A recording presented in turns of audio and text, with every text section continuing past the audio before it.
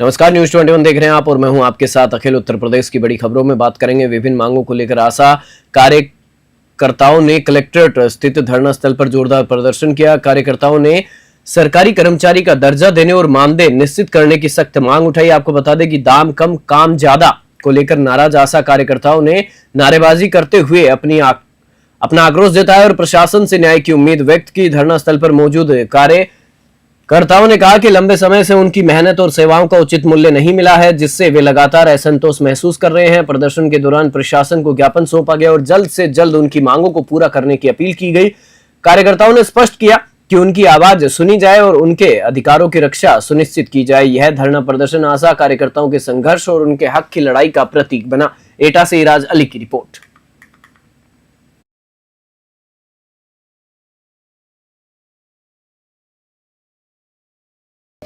हम सबसे पहले अपना मानदेय निश्चित करवाना चाहते हैं कि हमारा मानदेय निश्चित करा जाए। सरकार के पास सभी के लिए पैसा है, 8वां वेतन आयोग बढ़ाने के लिए, स्वास्थ्य कर्मियों के लिए, आंगनवाड़ी के लिए, लेकिन जिसको रीढ़ की हड्डी कहा जाता है, आशा वर्कर है, उसके लिए सरकार के पास पैसा नहीं है। इतना करने के बावजूद भी कोई उसको महीने की आमदनी नहीं, कोई ना उसको सरकारी कर्मचारी घोषित किया जाता, ना ही उसका मानदेय निश्चित किया जाता है। आपने इससे पहले भी धरना दिया है? हाँ जी, हमने पहले भी दिया था, लेकिन हमारी कोई भी सूचना ऊपर अधिकारी तक नहीं पहुंच पाती है। हमारे माननीय मुख्यमंत्री जी तक कोई भी हमारा जो है शिकायत नहीं पहुंच पाती है। आगे क्या मांग करती हैं आप?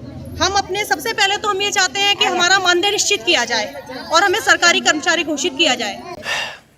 एसएसपी श्याम नारायण सिंह ने थाना कोतवाली देहात में जन सुनवाई का आयोजन किया, जिसमें लोगों ने अपनी समस्याएं और फरियादें अधिकारियों के सामने रखी। जनता की समस्याओं को गंभीरता से सुनने के बाद एसएसपी ने संबंधित अधिकारियों को समयबद्ध और गुणवत्तापूर्ण निस्तारण के निर्देश दिए। उन्होंने थाने में व्यवस्था का निरीक्षण भी किया और मातहत अधिकारियों को आवश्यक दिशा निर्देश दिए ताकि आने वाले समय में किसी भी प्रकार की अनियमितता न हो। जन सुनवाई में उपस्थित फरियादियों में उत्साह देखा गया, जो न्याय की उम्मीद लेकर पहुंचे थे। एसएसपी ने कहा कि प्रशासन हर नागरिक के अधिकारों की सुरक्षा सुनिश्चित करेगा और समस्याओं का समाधान तुरंत कराएगा। एटा से इराज अली की रिपोर्ट।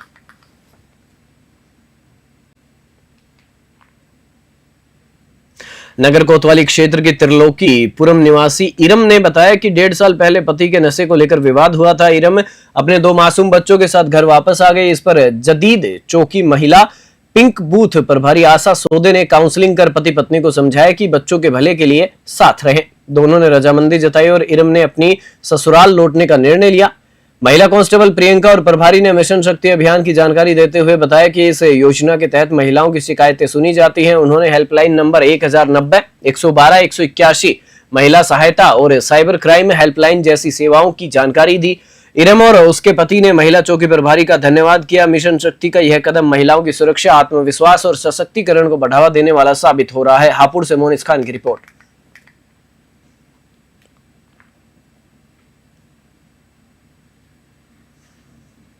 रोहता चौकी इंचार्ज अरविंद कुमार राय ने मानवता की मिसाल पेश करते हुए घायल बंदर का समय पर इलाज करवाया। ब्राह्मण महासभा के पास घायल बंदर होने की सूचना मिलने पर चौकी प्रभारी तुरंत मौके पर पहुंचे और डॉक्टर को बुलाकर बंदर का इलाज करवाया। इसके बाद उन्होंने वन विभाग की टीम को बुलाकर बंदर को सुपुर्द किया। इस सराहनीय कार्य से स्थानीय लोगों में प्रसन्नता और पुलिस के प्रति विश्वास बढ़ा है। लोग चौकी इंचार्ज के मानवीय दृष्टिकोण की जमकर प्रशंसा कर रहे हैं। रोहता चौकी इंचार्ज की पहल न केवल पशु सुरक्षा बल्कि समाज में मानवता और संवेदनशीलता को भी बढ़ावा देती है। बस्ती पुलिस की यह पहल यह दर्शाती है कि कानून का पालन और मानवीय दृष्टिकोण साथ साथ चल सकते हैं। बस्ती से दिलीप पांडे की रिपोर्ट।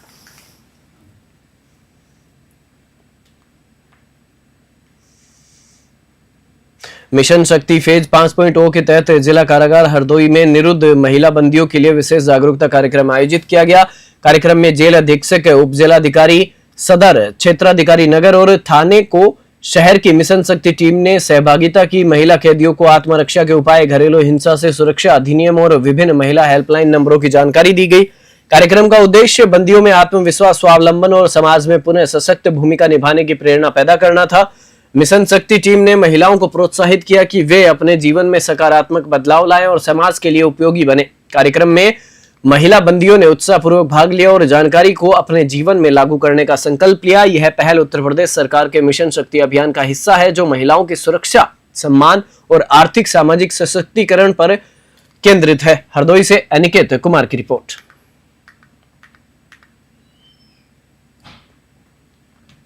ये मिशन शक्ति फेज 5 के अंतर्गत आज शिक्षा, औद्योगिक, व्यापार मंडल और अन्य बहुत से प्रतिनिधि थे, उनके लोगों से बुलाकर उनकी एक कॉन्फ्रेंस की गई और जो डीएम साहब उनके अध्यक्षता में आज कॉन्फ्रेंस की गई थी, जिसके अंतर्गत इन सभी लोगों से सुझाव मांगे गए थे और सभी लोगों ने सुझाव दिए गए हैं और उनको पोस्ट कमेटी के गठन के बारे में बताया गया। साथ ही साथ सीसीटीवी लगाने के बारे में भी बताया गया है और उनके द्वारा जो सुझाव दिए गए हैं उनको जो हमारी भविष्य की रणनीति रहेगी मिशन शक्ति के अंतर्गत महिलाओं की सुरक्षा शक्ति और स्वावलंबन के लिए, उसमें उनको इनकॉर्पोरेट किया जाएगा और उसमें कार्रवाई की जाएगी।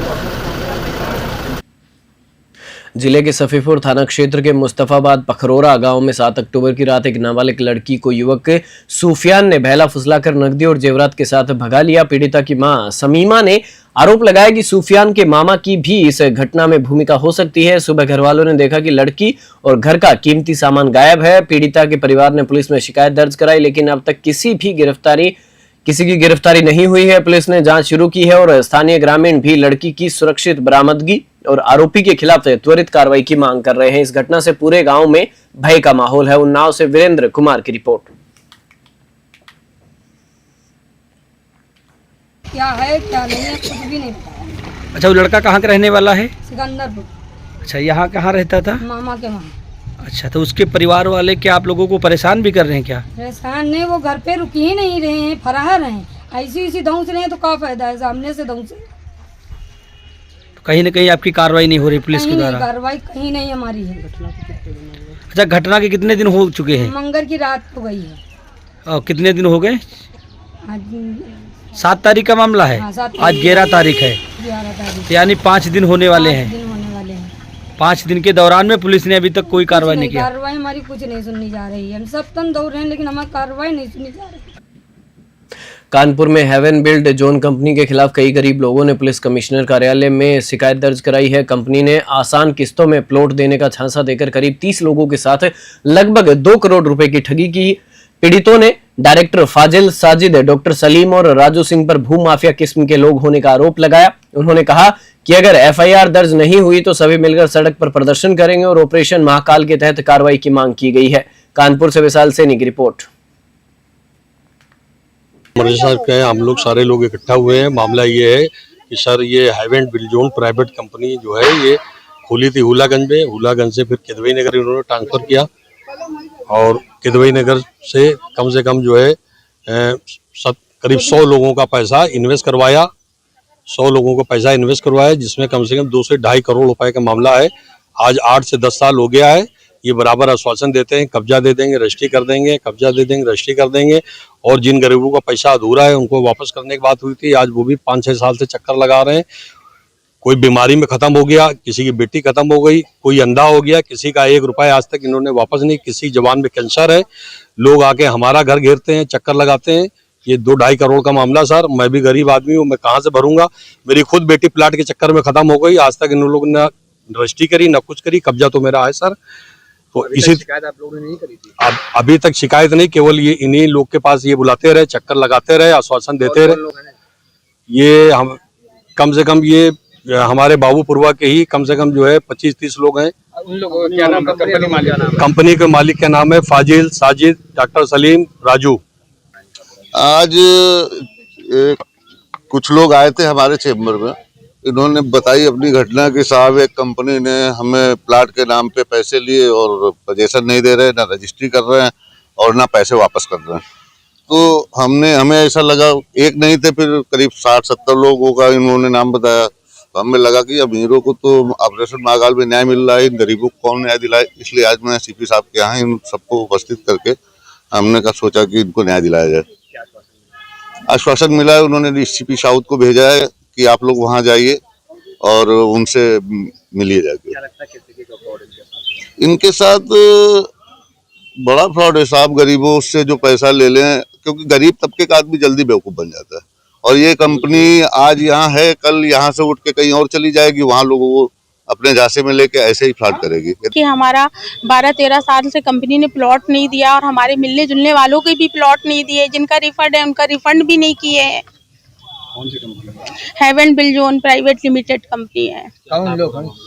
पूरा मामला ये कंपनी जमीन का काम करती थी और भाई हम लोगों ने इससे लिए तो कंपनी कहने लगी कि भाई आप अपने रिश्तेदार नातेदार सबको दिलाइए, तो मैंने उनको भी दिला दिए। अब रिश्तेदार नातेदार तो मेरे को परेशान करेंगे ना कि आपने लिए, आप भी गए और हमको भी डुबो दिए। कितने लोग पहले थे? इसमें हमारे कम से कम 20 से 30 लोग होंगे कम से कम। कितने लोग टोटल? कितने लोग? हाँ, 100 के आसपास। हाँ, टोटल में तो कम से कम 100 लोग होंगे। कितना रुपए का आपके साथ? हमारा अपना समझ लीजिए कि जब भी 30 लाख रुपए तो समझिए, और जो और सब मिला के जो हमारे ये अफसर भाई हैं इनके भी सब मिलाने के इनका तो करोड़ों से ऊपर का मामला है। रामपुर पहुंचे पूर्व मंत्री स्वामी प्रसाद मौर्य आजम खान से मिलने उनके घर पहुंचे। उनके साथ आजम खान के पुत्र और पूर्व विधायक अब्दुल्ला आजम भी मौजूद रहे। यह मुलाकात आजम खान की जेल से रिहाई और बाद पहली है। आपको बता दें कि रिहाई के बाद ये पहली मुलाकात थी। स्वामी प्रसाद मौर्य और आजम खान के बीच देश में चल रहे राजनीतिक उठक पटक पर खास बातचीत होगी। नेताओं के पहुंचने से सियासी गलियारों में हलचल मची है। रामपुर से शाहबाज खान की रिपोर्ट। क्या कोई राजनीति मुलाकात है या अभी कोई बात नहीं, केवल शिष्टाचार मुलाकात है और विस्तार से बात हुई मुलाकात के बाद। अच्छा, अभी बीते दिनों अखिलेश यादव जी ने ही मुलाकात की है आजम खान से। बहरहाल बीते दिनों क्या हुआ क्या नहीं उसके विषय में मैं नहीं जानना चाहता जी। आज औपचारिक भेंट वार्ता के लिए मैं यहाँ आया हूँ और अभी जो प्रदेश के बहुत ही वरिष्ठतम नेता हैं, कई बार दर्जनों बार विधानसभा में, लोकसभा में, राज्यसभा में जी, एक लंबी उनकी राजनीतिक।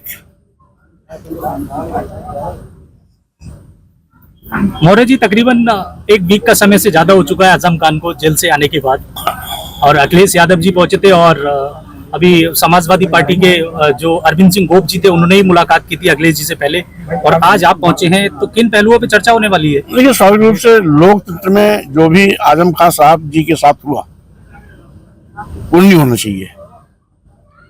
ये लोकतंत्र पर बदनुमा दाग है कि राजनीतिक दुर्भावना से ग्रसित होकर के। सैनी कोतवाली क्षेत्र के सिराथू कस्बे में दर्दनाक वारदात हुई जिसमें 30 वर्षीय अंजलि देवी की घर में घुसकर हत्या कर दी गई। घटना उस समय हुई जब महिला घर पर अकेली थी और उसके सास ससुर खेत में काम कर रहे थे। घटना के तुरंत बाद एसपी कौशाम्बी राजेश कुमार ने 4 टीमों का गठन कर मामले की छानबीन शुरू की। मोबाइल सर्विलांस, सीसीटीवी और अन्य इलेक्ट्रॉनिक साक्ष्यों की मदद से पुलिस ने आरोपी का सुराग लगाया।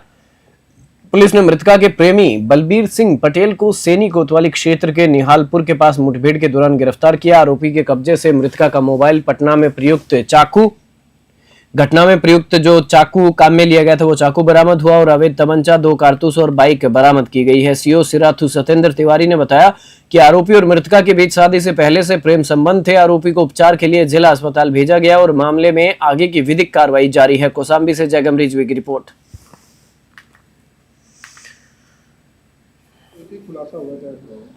थाना सैनी के सिराथू मोहल्ले में एक विवाहिता की हत्या हुई थी। अभी 8 तारीख को ये घटना हुई थी। उसमें गले को धारदार हथियार से वार करके उसकी हत्या हुई थी। गंभीर घटना थी। इसमें उच्च अधिकारियों द्वारा घटनास्थल का निरीक्षण किया गया था। इसमें कई टीमें बनाई गई थी इसके अनावरण के लिए। उसका अनावरण हुआ है। उसमें जो मुलजिम था उसकी आज मुठभेड़ के दौरान उसको गिरफ्तार किया गया है। जो इसमें अभियुक्त था उसने पूछताछ पर पूरा घटना करते हुए अपना करना स्वीकार करते हुए बताया है कि उसका इससे जो मृतका है जिसकी हत्या उसने किया था उससे प्रेम संबंध थे और 2 वर्ष पहले उसकी उसी से शादी तय हुई थी और शादी के बाद भी उनका मिलना जुलना बातचीत करना लगातार जारी था। और कॉल डिटेल भी देखा गया तो उसमें करीब 500 कॉल्स इनकी निकली हैं और घटना के दिन भी कुल 11 कॉल्स इनकी निकली हैं और लगातार उसमें दबाव बना रहा था और इसी के लिए घटना के दिन वो वहाँ पे आया है और इस शादी से परेशान था। और उसकी गला काट कर हत्या कर दिया। सीसी फुटेज जो वहाँ पे घर के बाहर कई कैमरे लगे थे उससे भी इस चीज़ की पुष्टि हुई कि वो मोटरसाइकिल से आया है और मोटरसाइकिल वहाँ खड़ा किया है और घटना के बाद फिर जाते हुए भी देखा गया है। मृतका का मोबाइल फ़ोन वो लेते गया था, तो मृतका का मोबाइल फ़ोन भी उसके पास से बरामद हुआ है। इसके अलावा तमंचा और जो आला कत्ल चाकू था वो भी बरामद हुआ है उसने। और इस घटना का भी बड़ा तत्परता से अनावरण और गिरफ्तारी हमारी सैनी पुलिस ने किया है। सर, मृतका खुद कह रही है कि हम उसे फ़ोन करके बुलाई थी, क्या परेशान कर रही थी? हाँ, अगर वो कॉल डिटेल हम जो देखा गया है तो मृतका की ही 11 कॉल्स हैं उस पर अभियुक्त के मोबाइल पे, और उसका कोई कॉल नहीं था और इनकी आपस में बात हुई है। मोबाइल भी इनसे बरामद हुआ है और जो इसने कहा था कि मैंने पहले से ही मन बना लिया था कि इसको रास्ते से हटाना है, और उसी इरादे से वो आया था और घटना को अंजाम देके चला गया था। मिशन शक्ति फेज 5 के अंतर्गत जिला कारागार में महिला कैदियों के लिए जागरूकता अभियान चलाया गया। इस दौरान जिलाधिकारी रविश कुमार गुप्ता और पुलिस अधीक्षक अभिनंदन भी मौजूद रहे। महिला बंदियों को सुरक्षा, स्वावलंबन और आत्मनिर्भरता की जानकारी दी गई। 1090, 181, 112 समेत सभी हेल्पलाइन नंबरों के इस्तेमाल और उनके महत्व पर विस्तार से मार्गदर्शन किया गया। आपको बता दें कि जेल अधीक्षक और डिप्टी जेलर की देखरेख में चलाए गए इस अभियान में ASP Shyamkant, CO city Satyendra Bhushan Tiwari, CO Jayant Yadav, महिला थाना प्रभारी समेत अन्य पुलिस और प्रशासनिक अधिकारी भी मौजूद रहे। बस्ती से दिलीप पांडे की रिपोर्ट।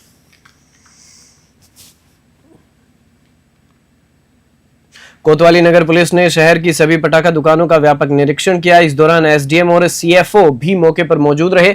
निरीक्षण के दौरान दुकानों के सुरक्षा मानकों और लाइसेंस की जांच की गई। बिना अनुमति संचालित दुकानों को सख्त कार्रवाई की चेतावनी दी गई। त्योहारों के मद्देनजर प्रशासन ने सुरक्षा व्यवस्था को पुख्ता करने के लिए सभी आवश्यक कदम उठाए हैं ताकि किसी भी प्रकार की अनहोनी से बचा जा सके।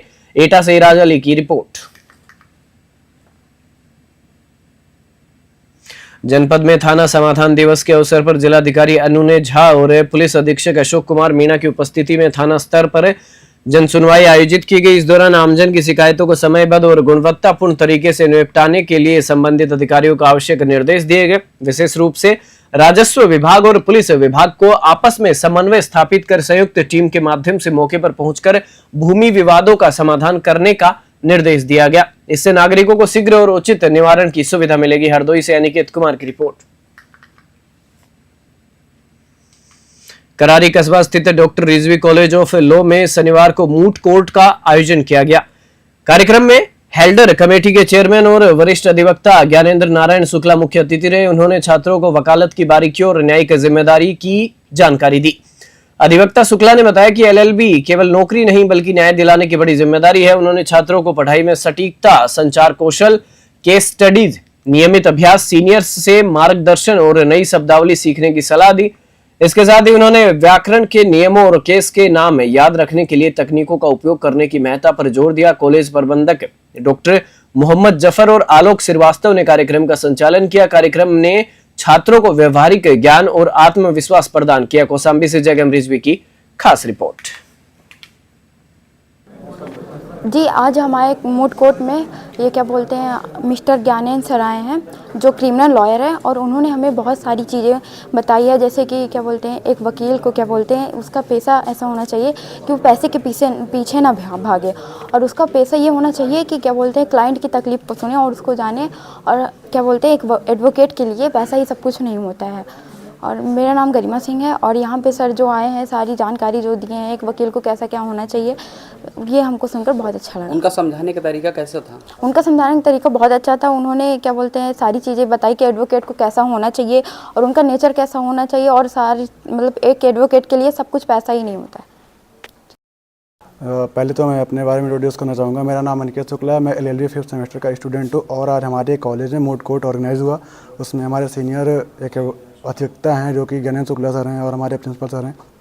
तो मूट कोर्ट के माध्यम से हम लोगों को समझाया गया है कि कोर्ट की क्या रूलिंग होती है, क्या कोर्ट में जाने के लिए क्या हमें कौन सी डिग्री चाहिए। तो उसके लिए हमें LLB की डिग्री चाहिए, और सर के द्वारा बताया कि अगर हमें किसी अदर फील्ड में जाना है तो उसके लिए हमें तैयारी करनी पड़ेगी, जैसे कि PCSJ हो गया, APO हो गया, इन चीज़ों के लिए हमें तैयारी करके जाना पड़ेगा। टीचर के लिए हो गया, अगर हम लॉ के प्रोफेशन में जाते हैं तो हमें अपने आप को इंक्रीज़ करना है और अच्छा अपने आप को प्रेजेंट करना है। तो सर के द्वारा बताया गया है कि निर्देश ये है कि हमें जो है पारा क्षेत्र में पुलिस और बदमाश के बीच मुठभेड़ हुई, जिसमें एक बदमाश के पैर में गोली लगी। जानकारी के अनुसार बदमाश ने बुद्धेश्वर निवासी योगेश पाल की हत्या कर उसकी एर्टिगा कार को बेचने की योजना बनाई थी। आगरा एक्सप्रेसवे पर जाने के दौरान पुलिस ने 4 पहिया वाहन को रोकने का प्रयास किया। इस दौरान वाहन में बैठे बदमाशों ने पुलिस टीम पर फायर किया और गाड़ी को बैक करने की कोशिश की। वाहन नाले से टकराकर ऊपर चढ़ गई। गाड़ी में बैठे एक व्यक्ति ने फायरिंग करते हुए खेतों की ओर भागने का प्रयास किया, जबकि दूसरा बदमाश पुलिस की जवाबी फायरिंग में घायल हो गया। उसे रानी लक्ष्मीबाई अस्पताल में भर्ती कराया गया है। घायल बदमाश के खिलाफ आधा दर्जन से अधिक मुकदमे दर्ज है। मौके से 315 बोर का तमंचा और कारतूस बरामद हुआ। लखनऊ से दिनेश राजपूत की रिपोर्ट। सर, पारा में आज मुठभेड़ हुई है, क्या पूरा प्रकरण? जैसा को आपको जानकारी है कि कुछ दिन पूर्व एक घटना पारा में हुई थी, जिसमें एक योगेश पाल नाम का आदमी था, जिसकी अपनी गाड़ी थी और वो टैक्सी भी चलाते थे, और उसका अपहरण करके लोग ले गए और उसकी डेड बॉडी 2 दिन बाद सीतापुर में मिली थी। इस संबंध में संबंधित धाराओं में थाना पारा पर मुकदमा पंजीकृत हुआ था और उसमें यहाँ पुलिस कमिश्नरेट लखनऊ की टीम और डीसीपी वेस्ट की क्राइम टीम और पारा की थाने की पुलिस लगातार इसमें खोजबीन में लगी थी और अपराधियों की धरपकड़ करने का प्रयास हो रहा था। और इसी बीच मुखबिर खास से पता चला कि आज जिस गाड़ी को लूटा गया है उस गाड़ी को बेचने किसी दूसरे स्टेट के लिए किसान पथ से होते हुए आगरा एक्सप्रेसवे से कुछ बदमाश जा रहे हैं। इस सूचना पर सीपी सर की क्राइम टीम है और जो डीसीपी वेस्ट की क्राइम टीम है और पारा थाने की पुलिस, इसने यहाँ मोदा मोड़ के पास एक अंडरपास है जो एक्सप्रेसवे से मिलता है, वहाँ पर चेकिंग लगाई और सामने से एक गाड़ी जो काफ़ी तेज गति से आ रही थी उसको रोकने का प्रयास किया, तो उस गाड़ी ने पुलिस को देखकर। पूर्व जिला पंचायत अध्यक्ष जोगेंद्र सिंह यादव की जेल से रिहाई के बाद जिला पंचायत परिषद में उनकी पहली बोर्ड बैठक आयोजित की गई।